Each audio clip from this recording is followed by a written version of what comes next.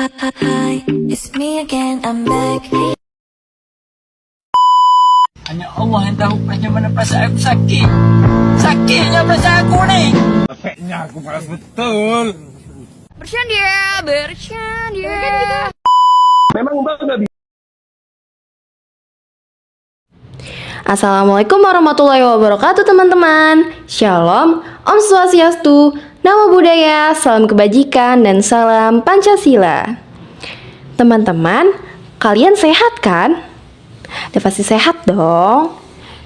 Jadi, pada video kali ini, saya beserta rekan-rekan saya akan menjelaskan sebuah materi. Materi apa ya kira-kira? Kalian bisa baca nggak di sana? Yap, benar sekali. Jadi, kami akan membahas perangkat lunak pemrograman. Kalian penasaran gak nih sama materinya? Kalau penasaran, yuk kita simak. Jangan sampai di-skip ya. Kalau di-skip, pasti kalian bakal rugi deh. Yuk kita simak bersama-sama. Stay tune. Oh iya, hampir lupa. Jadi yang akan menjelaskan materi dalam video ini adalah saya, Aidia Asmaningrum, beserta rekan-rekan saya yang bernama Kalista Herdiana Putri dan Vina Faisa Nur Aini. Jangan lupa kalian tonton sampai akhir ya. Semangat! Sebelumnya, apakah sudah ada yang tahu apa yang dimaksud dengan perangkat lunak pemrograman? Jadi aku jelasin aja ya. Perangkat lunak pemrograman adalah jenis perangkat lunak yang digunakan untuk memfasilitasi proses pengembangan aplikasi atau program komputer. Perangkat lunak ini membantu programmer dalam menulis, menguji, memperbaiki, dan memelihara kode sumber program. Fungsinya tidak hanya untuk menulis kode, tetapi juga untuk melakukan debugging, menjalankan program, hingga mengelola versi proyek. Beberapa jenis perangkat lunak pemrograman yang populer adalah sebagai berikut. Yang pertama ada text editor.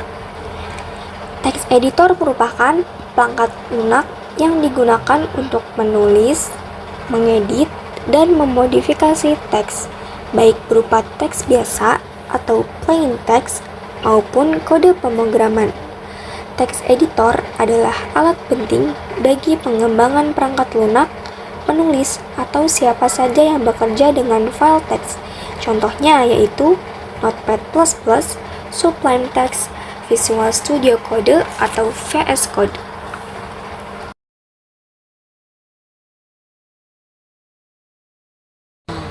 Selanjutnya ada Integrated Development Environment atau IDE, adalah sebuah perangkat lunak lengkap yang dirancang untuk mempermudah pengembangan perangkat lunak. IDE mengintegrasikan berbagai alat yang diperlukan oleh pengembangan dalam satu antarmuka, sehingga proses menulis, mengelola, dan debugging program menjadi lebih efisien. Contohnya yaitu PyCharm untuk Python, IntelliJ IDEA untuk Java, Eclipse, dan NetBeans. Yang ketiga ada compiler dan interpreter. Compiler dan interpreter adalah alat yang digunakan untuk menerjemahkan kode sumber atau bisa dibilang source code yang ditulis dalam bahasa pemrograman tingkat tinggi menjadi bahasa mesin atau machine code yang dapat dimengerti dan dijalankan oleh komputer. Contohnya seperti GCC atau bisa dibilang GNU Compiler Collection untuk bahasa C++, dan Python Interpreter. Debugging tools adalah perangkat lunak atau fitur yang dirancang untuk membantu pengembang menemukan, menganalisis, dan memperbaiki kesalahan dalam program atau sistem.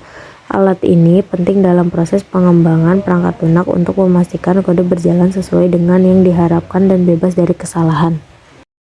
Selanjutnya untuk contoh debugging tools yaitu ada 7. Salah satunya ada Visual Studio Debugger bawaan Visual Studio mendukung debugging untuk banyak bahasa seperti Cpagar, C++, dan Python. Yang kedua ada Chrome DevTools, debugging untuk aplikasi web termasuk JavaScript, HTML, dan CSS. Yang ketiga ada DGB atau GNU Debugger, debugger untuk bahasa C dan C++. Yang keempat ada PyCharm Debugger, alat debugging bawaan untuk bahasa Python di IDE PyCharm. Yang kelima ada Xdebug, debug tool untuk PHP.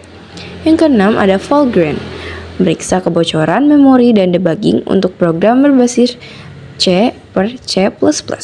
Yang ketujuh ada Postman untuk debugging API dengan menguji endpoint dan memverifikasi respon.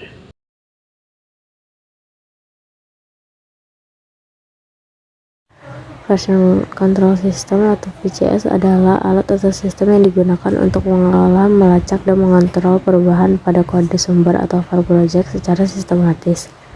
Dengan VCS, pengembang dapat mengelola proyek secara kolaboratif, melacak sejarah perubahan, dan mengembalikan file ke versi sebelumnya jika diperlukan. Contoh VCS populer adalah Git Subversion, Mercurial, Perforce.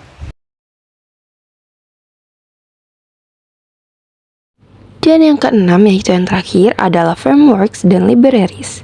Frameworks dan libraries adalah alat yang mempermudah pengembangan perangkat lunak. Keduanya berfungsi untuk mempercepat proses coding dengan menyediakan kode yang sudah jadi sehingga developer tidak perlu memulai semuanya dari nol. Namun, keduanya memiliki perbedaan. Framework adalah struktur kerja yang lebih lengkap. Ia menentukan cara aplikasi dibangun, memiliki aturan khusus, dan seringkali mengatur alur kerja aplikasi. Dengan framework, developer terikat pada pola kerja tertentu. Sedangkan library adalah sekumpulan fungsi atau kode setiap pakai yang bisa dipanggil sesuai kebutuhan. Library tidak memaksa alur kerja tertentu seperti framework. Berikut adalah penjelasan contoh framework dan library.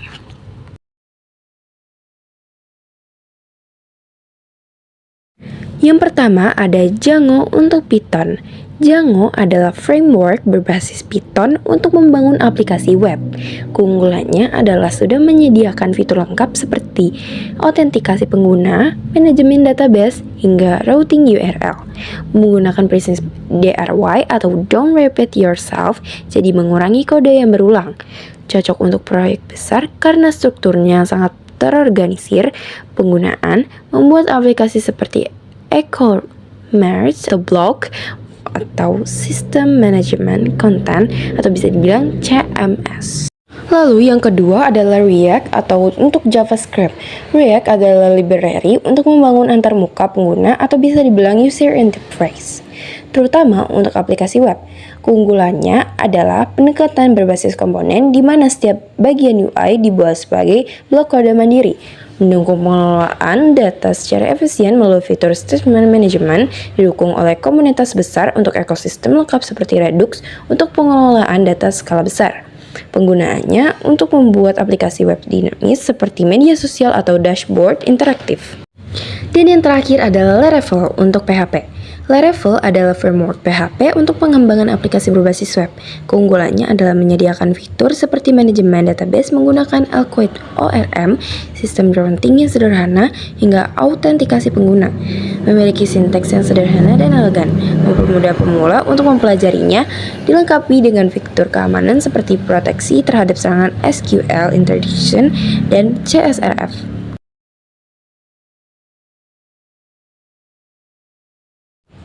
Bagaimana penjelasan dari kelompok 2? Sangat seru dan mudah dipahami, bukan?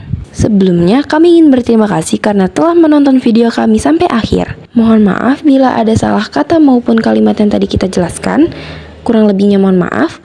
Wassalamualaikum warahmatullahi wabarakatuh.